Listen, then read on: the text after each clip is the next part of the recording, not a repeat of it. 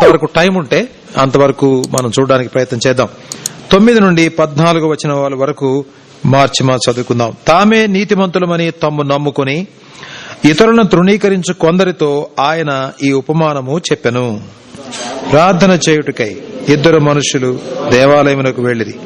వారిలో ఒకడు పరిసయ్యుడు, ఒకడు సుంకరి. పరిసయ్యుడు నిలువబడి, దేవా, నేను చోరులను, అన్యాయస్తులను, వ్యభిచారులునైనా ఇతర మనుషుల వలెనైనను ఈ సుంకరి వలెనైనను ఉండనందుకు నీకు కృతజ్ఞతాస్తుతులు చెల్లించుచున్నాను. వారమునకు 2 మారులు ఉపవాసము చేయుచు నా సంపాదన అంతటిలో 10వ వంతు చెల్లించుచున్నానని తనలో తాను ప్రార్థించుచుండెను. అయితే సుంకరి దూరముగా నిలుచుండి ఆకాశము వైపు కన్నులెత్తుటకైనను ధైర్యము చాలక రొమ్ము కొట్టుకొనుచు, దేవా, పాపినైన నన్ను కరుణించుము అని పలికెను. అతని కంటే ఇతడు నీతిమంతుడుగా తీర్చబడి తన ఇంటికి వెళ్ళనని మీతో చెప్పుచున్నాను. తన్ను తాను హెచ్చించుకున్నవాడు తగ్గింపబడుననియు, తను తాను తగ్గించుకున్నవాడు హెచ్చింపబడుననియు చెప్పెను. ఈ వాక్య భాగంలో మనం గ్రహించడానికి చాలా విషయాలు ఉన్నాయి. మనం జాగ్రత్తగా గమనిస్తే కొన్ని చాలా ఇంపార్టెంట్ అయిన విషయాలు మనకి దేవుని యొక్క వాక్యంలో అర్థం చేసుకోవడానికి అవకాశం ఉంది. త్వరగా చూద్దాం. ఇక్కడ చెప్పబడింది చాలా తేటగా ఉంది. తామే నీతిమంతులమని తమ్ము నమ్ముకొని ఇతరులను తృణీకరించు కొందరితో ఆయన ఈ మాటలు చెప్పాడు.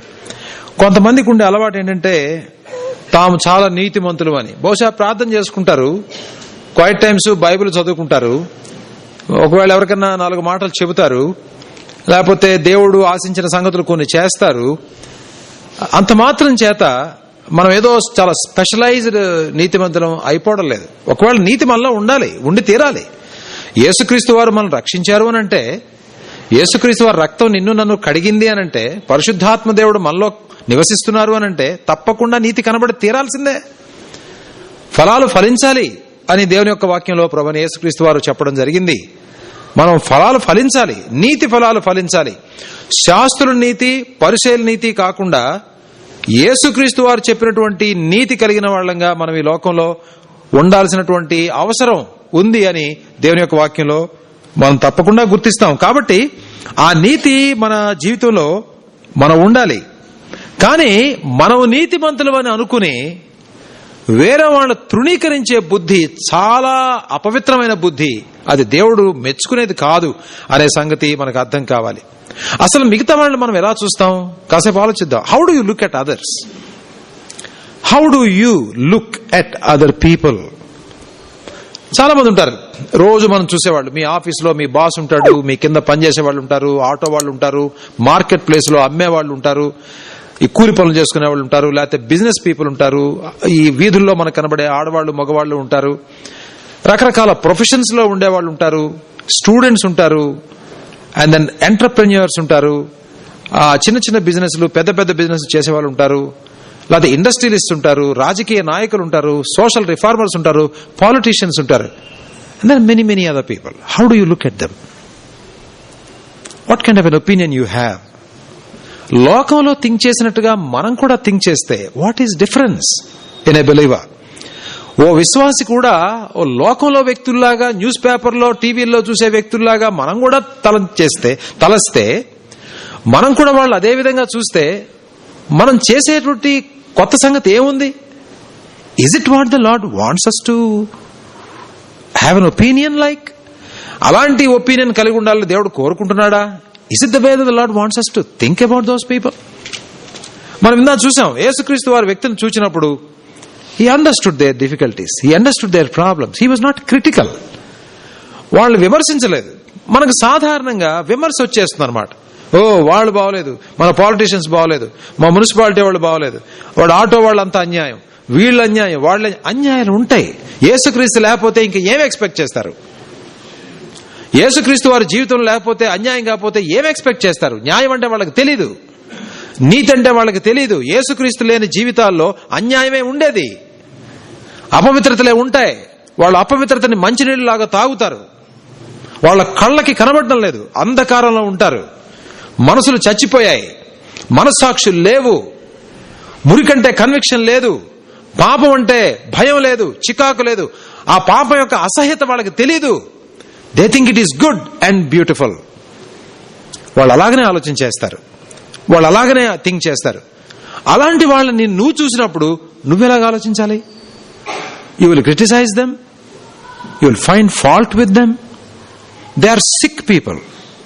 They don't know, they can't see, they can't hear. వాళ్ళు వినలేరు, వాళ్ళు చూడలేరు, వాళ్ళకి అర్థం కాదు. దేవుడు అంటే అసలు కాన్సెప్ట్, రకరకాల కాన్సెప్ట్స్. ఏదేదో దేవుడు, ఎవరెవరో దేవుడు అనుకుంటారు. ఎవరు దేవుడు అనిపిస్తే దాని కాళ్ళ మీద పడతారు. అది మనుషులు గాని, జంతువులు గాని, ఏదైనా గాని. That is the world that we live in. తామే నీతిమంతులం అనుకుని ఇతరులను తృణీకరించు కొందరమే మనలో ఉన్నామేమో. Let us examine. చెప్దాం ప్రభుతో, దేవా, many times I criticised people, I criticised this society. అన్యాయం చేసేవాళ్ళు ఉంటారు. మీరు ఏదైనా హాస్పిటల్కి వెళ్తారు, ట్రీట్మెంట్ సరిగ్గా లేదు. షాపులోకి వెళ్తారు, మోసం చేశారు. లేకపోతే ఇంకో దగ్గరికి వెళ్తారు, అన్యాయం జరిగింది, అక్రమాలు జరిగాయి. What shall we do? బాధ అవుతుంది. మిగతా వాళ్ళకి ఎలా బాధ అవుతుందో మనకు కూడా అలానే బాధ అవుతుంది. కానీ how do we react in the presence of God?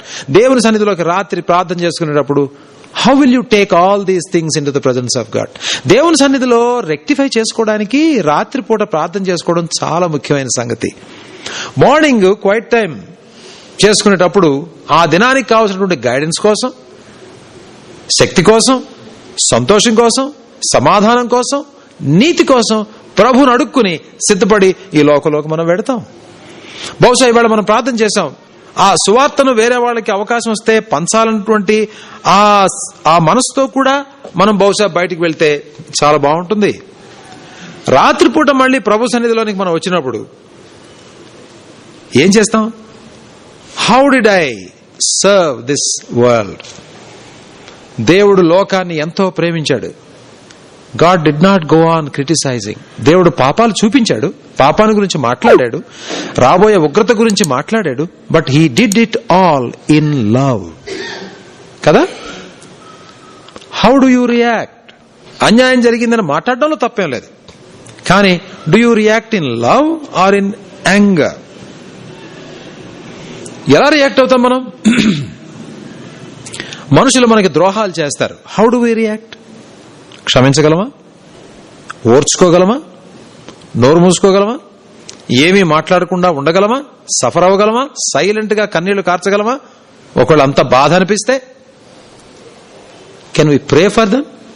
యేసుక్రీస్తు వారు అన్నారు, మీ శత్రువుల కోసం ప్రార్థన చేయండి, మిమ్మల్ని శపించే వారి కోసం ప్రార్థన చేయండి. ఎక్కడుంది ఇలాంటి బోధ? ఎక్కడుంది? Which part of the world ఈ ఫిలాసఫీ ఎవరు చెప్తారు? ఈ బ్యూటిఫుల్ వర్డ్స్ ఎక్కడ వింటారు? మన ప్రభు దగ్గర నుంచి మాత్రమే వింటాం. Nobody else can produce these words.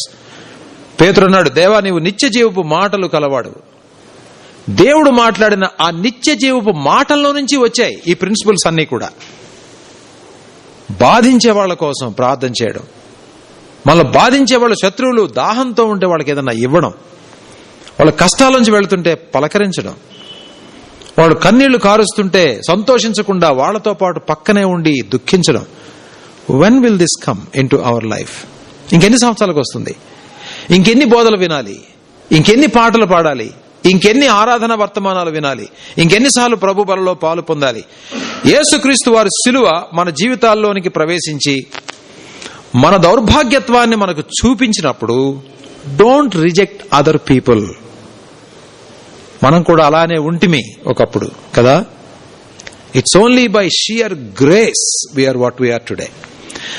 చాలా దారుణంగా ఉండేవాళ్ళం. యేసు ప్రభు మనల్ని రక్షించకుండా ఉండుంటే ఎంత చెడ్డ వ్యక్తులుగా తయారైపోయి ఉండేవాళ్ళమో మనలో ఒక్కొక్కళ్ళం కూడా. ఆలోచన చేయండి. Why do you want to reject other people? కొన్నిసార్లు వేరే సంఘాల్లో తప్పుడు బోధలు బోధించే వాళ్ళు ఉంటారు. తప్పకుండా చెప్తాం, ఇది తప్పుడు బోధ, ఇది సాతాను బోధ, ఇది అబద్ధ ప్రవక్తలు ఉన్నారు అని చెప్పడంలో తప్పులేదు. కానీ but when somebody comes from the church to your place, will you be kind to them? ఒకవేళ వాళ్ళు నిజంగా రక్షణ పొందిన వాళ్ళు అయితే will you respect them? With all there mistakes. ఎంత తేడా రావాలి, మనుషులను చూసే విధానంలో ఎంత తేడా రావాలి ఆలోచించేయండి మిత్రులారా, సహోదరులారా. తామే నీతిమంతులమని తమ్ము నమ్ముకొని, ఎందుకు నమ్ముకున్నారు తమ్ము? ఏదో 4 నీతి పనులు వాళ్ళు చేశారు. ఇద్దరు గురించి చెప్పబడింది ఇక్కడేముంది చూడండి. ఆయన ఈ ఉపమానం చెప్పాను. ప్రార్థన చేయడానికి 2 మనుషులు దేవాలయంలోకి వెళ్లారు. మంచి పని చేశారు. వాళ్ళలో ఒకడు పరిసేయుడు, ఒకడు సుంకరి.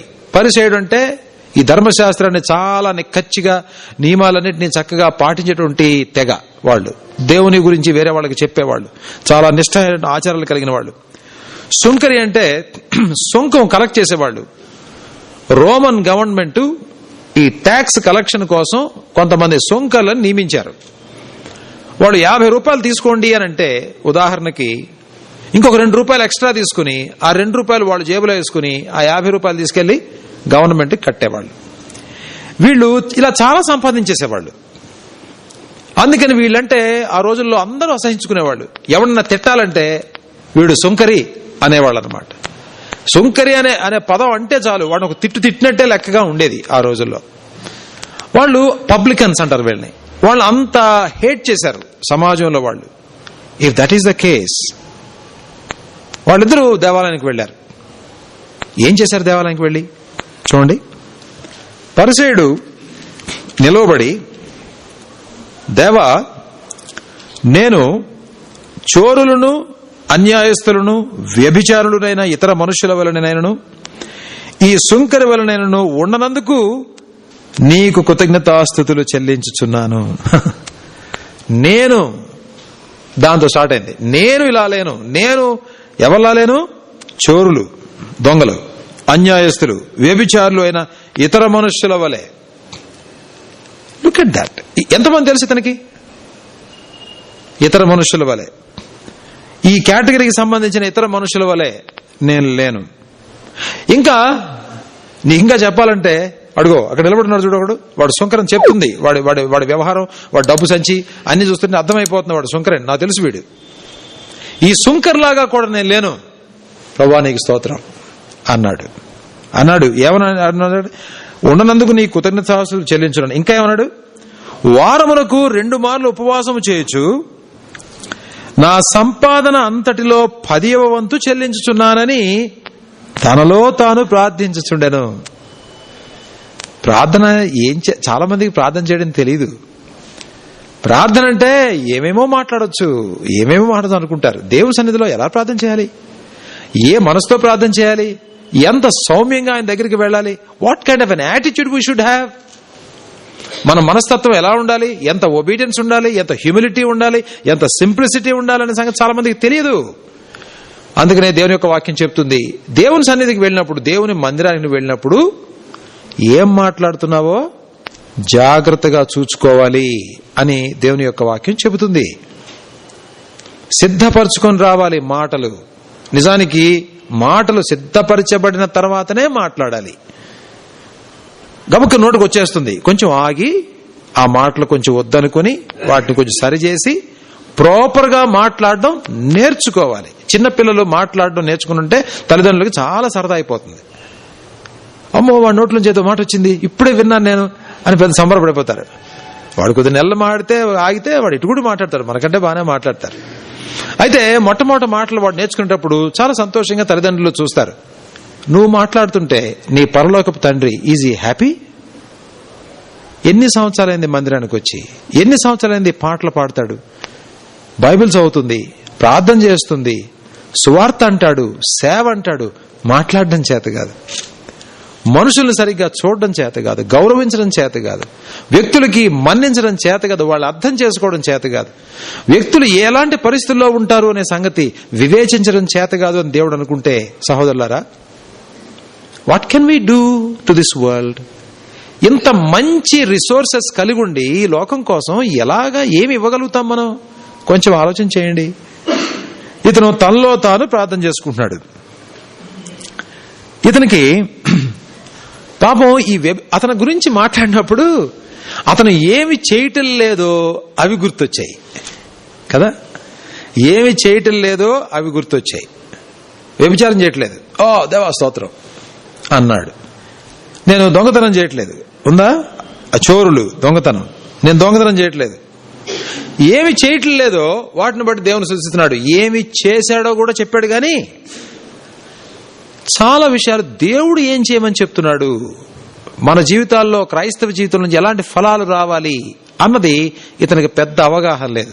He thinks that fasting is very easy to do. ఒక రోజు భోజనం మానేయడం చాలా సులభమైన పని. ఫాస్టింగ్ లో there is no great virtue. క్షమించడంలో వర్చ్యూ ఉంది, ప్రేమించడంలో వర్చ్యూ ఉంది, తగ్గించుకోవడంలో వర్చ్యూ ఉంది, సహించడంలో వర్చ్యూ ఉంది, త్యాగం చేయడంలో సుగుణం ఉంది. వర్చ్యూ అంటే సుగుణం. అది మర్చిపోతున్నారు చాలాసార్లు. ఒకసారి మత్తయి సువార్త 23వ అధ్యాయాన్ని తెరవండి. మత్తయి సువార్త 23లో 23వ వచనంలోనే, మత్తయి సువార్త 23:23 చదవండి ఎవరైనా.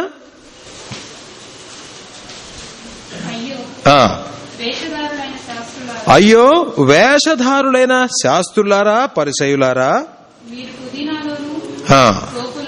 మీరు పుదీనాలోను సోపులోను జీలకర్రలోను 10వ వంతు చెల్లించి ధర్మశాస్త్రములో ప్రధానమైన విషయములను అనగా ఫాస్టింగ్ కాదు, న్యాయం, కనికరం, విశ్వాసం విడిచిపెట్టేశారు. వాటిని మానేమని నేను చెప్పట్లా, వాటిని మానక వీటిని చేయవలసి ఉండెను. అంధులైన మార్గదర్శకులారా, దోమ లేకుండానట్లు వడియకట్టి ఒంటెను మృంగువారు మీరే. చిన్న చిన్న విషయాలు. ఉపవాసం చాలా చిన్న విషయం. Don't be proud about fasting. ఏమీ చేయడం చేత కాకపోతే ఉపవాసం చేస్తున్నారు కొంతమంది. మేలు చేయడం చేత కాకపోతే ఉపవాసం చేస్తే that is not a substitute for that. ఉపవాసం చేసి పొంగిపోకండి. It's only a matter of discipline. అందుకనే ఎవరికి చెప్పొద్దన్నాడు దేవుడు. మీరు ఉపవాసం చేయనప్పుడు, అంటే మీరు ఉపవాసం చేయాల్సిందే, మీరు చేసేటప్పుడు ఎవరికి తెలియకూడదు అది. Because it's a very small matter. ఏమిటి పెద్ద మ్యాటర్ ఏంటి? కనికరం చూపించడం, మనుషుల్ని అర్థం చేసుకోవడం, హర్ట్ చేయకుండా ఉండడం, ప్రేమ చూపించడం, త్యాగం చేయడం, వేరే వాళ్ళ కోసం ఇంకొక మైలు ప్రయాణం చేయడం, ఎవరన్నా ఏదన్నా హాని చేస్తే ఓర్చుకోవడం, వాళ్ళ కోసం ప్రార్థన చేయడం, ఎవరన్నా ఇబ్బందిలో ఉంటే వాళ్ళ పరామర్శ చేయడం, ఎవరన్నా దిక్కు లేకుండా ఉంటే వాళ్ళ ఇంటికి పిలవడం, ఆదరించడం, ఎవరన్నా మీ ఇంటికి వస్తే వాళ్ళ ప్రేమతో ఎన్వెలప్ చేయడం. అది చేస్తున్నావా? ఏం చెప్పుకున్నాం మనం దేవుడి దగ్గరికి వచ్చి? What is our merit? వీడి మెరిట్ ఏంటంటే ఉపవాసం, జీలకర్ర, పుదీనా. వాళ్ళ లెక్కలు చూడండి. జీలకర్ర అంట, పుదీనా అంట, సోప్ అంట, దానిలో 10వ భాగం ఇచ్చాయంట. వాళ్ళు ఏం మాట్లాడుతున్నారో, ఏం చేస్తున్నారో వాళ్ళకి తెలియదు.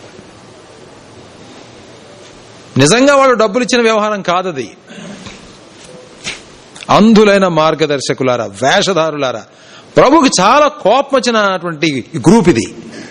ప్రభు చాలా చికాకు పడిన గ్రూప్. వాళ్ళకి ఏది కూడా బోధించలేదు ఆయన. వాళ్ళు వెనకబడి వచ్చారు కానీ వాళ్ళని అడ్రస్ చేసి యేసుక్రీస్తు వారు ఏమీ చెప్పలేదు. ఎవరో ఒకళ్ళిద్దరు పరిచయాన్ని భోజనాన్ని పిలిస్తే వాళ్ళ ఇంటికి కూడా వెళ్ళాడు ఆయన. అక్కడ కూడా ఆయనలో తప్పులు పట్టాలని ప్రయత్నం చేశారు వాళ్ళు. మన జీవితంలో అసలు వేరే వ్యక్తుల్లో తప్పులు గమనించే భయంకరమైనటువంటి స్థితి మనలో ఉందేమో కొంచెం ఆలోచన చేసుకుందాం. ప్రభువా, నాకు వేరే వాళ్ళ తప్పులు కనబడొద్దు, వేరే వాళ్ళ మంచితనం నాకు కనబడేలాగా సహాయం చేయి. Give me those eyes that can see the good qualities of people, the strong points of the people, the worthiness of people. ప్రతి వాళ్ళలో ఏదో ఒక మంచితనం ఉంది కదండి, కదా? ఆ మంచితనం చూడడానికి సహాయం చేయాలి. దాన్ని పాపాన్ని సమర్థించడం కాదు, లేకపోతే ఆ చెడ్డదాన్ని సమర్థించడం కాదు. కానీ మనం వ్యక్తులకి గౌరవం ఇవ్వడం నేర్చుకుంటే వాళ్ళకి మేలు చేయడానికి ప్రయత్నం చేస్తాం. వాళ్ళు అసహించుకోవడానికి కానీ ప్రయత్నం చేస్తే వాళ్ళ దగ్గరికి వెళ్లాలని కూడా మనకు అనిపించదు. అందుకని వ్యక్తుల్ని తృణీకరించొద్దు. తామే నీతిమంతులం అనుకుని ఇతరులను తృణీకరించు కొందరితో ప్రభు చెప్తున్న మాటలు చాలా కఠినంగా చెప్పాడు. ఇంకా ఏమన్నాడు అతను?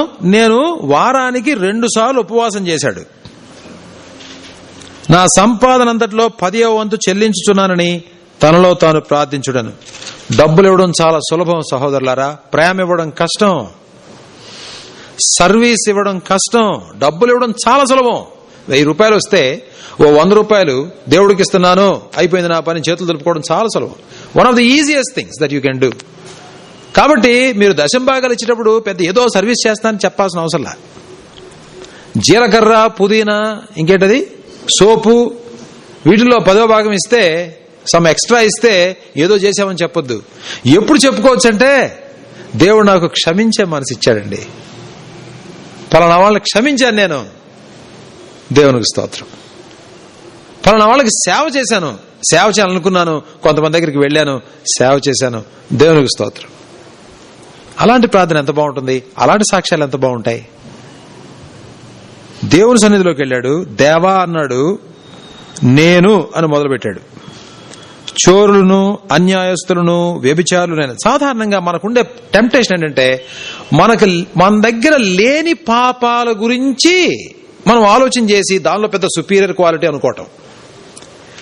మనలో ప్రతి వాళ్ళకి కూడా కొన్ని రంగాల్లో బలహీనతలు, పాపాలు, మురికి చేసే జీవితాలు ఉంటాయి. అందరం ఒకటేగా ఉండం. దీనిలో ఎవరెవరికి తగినటువంటి పాపాలు, బలహీనతలు వాళ్ళ జీవితాల్లో ఉంటాయి. ఆ రంగాల్లో జయం పొందావా? కోపం ఎక్కువ తగ్గిందా? మనుషులు పట్టించుకోవు, నీ పాటికి నువ్వే, అసలు వేరే వాళ్ళంటే నీకు సంబంధం లేదు. కానీ ఈవేళ వేరే వాళ్ళ గురించి చేస్తావా? ఎవరి గురించైనా కొంత త్యాగం చేసావా?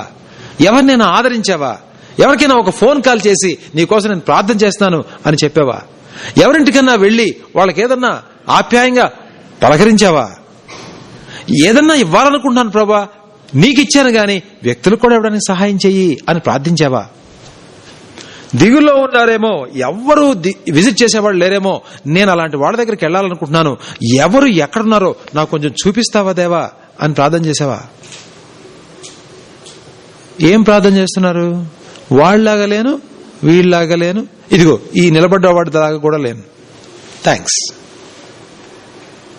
అదండి జీవితం అంటే, అదా క్రైస్తవ లైఫ్ అంటే? Can you thank God for that? దేవుడు అలాంటి ప్రార్థనలు వింటాడా? తనలో తాను ప్రార్థించుకుంటున్నాను, అది వాడికి వాడే చేసుకునే ప్రార్థన. ప్రార్థన చేసినట్టుగా ఉంది కానీ హీఈస్ ప్లీజింగ్ హిమ్సెల్ఫ్. సహోదరులారా, జాగ్రత్తగా ఉండాలి. ఈ జనరల్ టెండెన్సీ మనలో లేకుండా ఉండాలి. దేవుడు అన్నాడు, మీకు నేను ఆజ్ఞాపించినవన్నీ మీరు చేసిన తరువాత, ఏమని చెప్పన్నాడు? ఆ పేజీలో చూడండి, పక్కన 17వ అధ్యాయం 10వ వచనంలో చూడండి. మీరును మీకు ఆజ్ఞాపింపబడినవన్నీ చేసిన తరువాత మేము నిష్ప్రయోజకులమైన దాసులము, మేము చేయవలసినవే చేసి ఉన్నాము అని చెప్పండి అని ఆయన అన్నాడు. ఏమని చెప్పాలంట? అయ్యా నువ్వు చెప్పినవన్నీ చేశాం, నిష్ప్రయోజకులమైనటువంటి దాసులం, మేము చేయవలసినవే చేశాం, ఎక్స్ట్రా ఏం లేదు. మిగతా వాళ్ళందరూ అబద్ధాలు చెప్తున్నారు, నువ్వు నిజం చెప్పావు, పెద్ద మెరిట్ అది. నిజం చెప్పాలి, నిజం చెప్పావు, నువ్వు ఎక్స్ట్రా చేసింది? గౌరవించాలి. మిగతా వాళ్ళందరూ గౌరవించరు. క్లాసులో అందరూ గోల్ చేస్తారు, నువ్వు గోల్ చేయట్లేదు, మర్యాద కూర్చున్నావు, అదేమన్నా మెరిటా? నువ్వు అది చేయాలి, నువ్వు అలానే ఉండాలి, అలా ఉన్నావు. Why are you claiming a merit? Merit claim చేయాల్సినటువంటి అవసరం లేని చోట don't claim merit. That God doesn't like it. అసలు నీకున్న మెరిట్ నీది కాదు, ఎవరిదది? నేనేమై ఉన్నానో అది దేవుని యొక్క ఉచితమైన కృప వల్ల అయి ఉన్నానని పౌలు అంటాడు 15వ అధ్యాయంలో 1 కొరింథీ. We must understand this. We live by the grace. దేవుడు మారుస్తూ వస్తున్నాడు, కొన్ని తెలుపుతూ వస్తున్నాడు, నేర్చుకుంటున్నాం, మార్చుకుంటున్నాం, కొంచెం కొంచెంగా బెటర్ అవుతున్నాం. దేవుడి దగ్గర నేర్చుకునేటువంటి వాళ్ళు చేసే ప్రార్థనలు వేరు, నేర్చుకోని వాళ్ళు అన్ని మాకు తెలుసు అని అనుకునే వాళ్ళు చేసే ప్రార్థనలు వేరుగా ఉంటాయి. God is listening to all that rubbish. ఆ చెత్త అంతా దేవుడు వింటూనే ఉన్నాడు.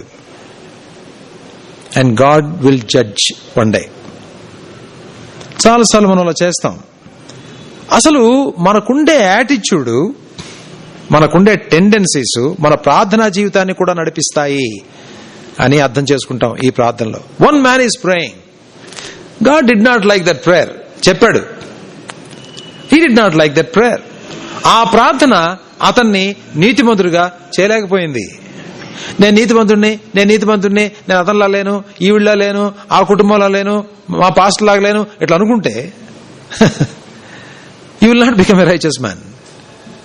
ప్రభువా నీలాగా లేని దేవా, నీలాగా చెయ్యి, నీ వార్త వింటున్నా, నీలాగా మాట్లాడడానికి, నీలాగా చూడడానికి, నీలాగా జాలిపడడానికి, నీలాగా కరుణించడానికి, నీలాగా గౌరవించడానికి, నీలాగా సౌమ్యంగా తగ్గించుకుని ఉండడానికి సహాయం చేయి దేవా అని ప్రార్థన చేస్తే that is meaningful, that is very precious in God sight. మన నోట్లో నుంచి అలాంటి ప్రార్థన రావాలి. కాబట్టి మనం గాని యాటిట్యూడ్ సరిగ్గా లేకపోతే మన ప్రార్థనలు కూడా సరిగ్గా ఉండవన్నమాట. Attitude many times determines your prayer. అసలు చాలాసార్లు మనలో ఇన్హెరెంట్ గా ఉండే అన్వర్దినెస్ ని మనం గుర్తించకుండానే ఉండిపోతున్నాం.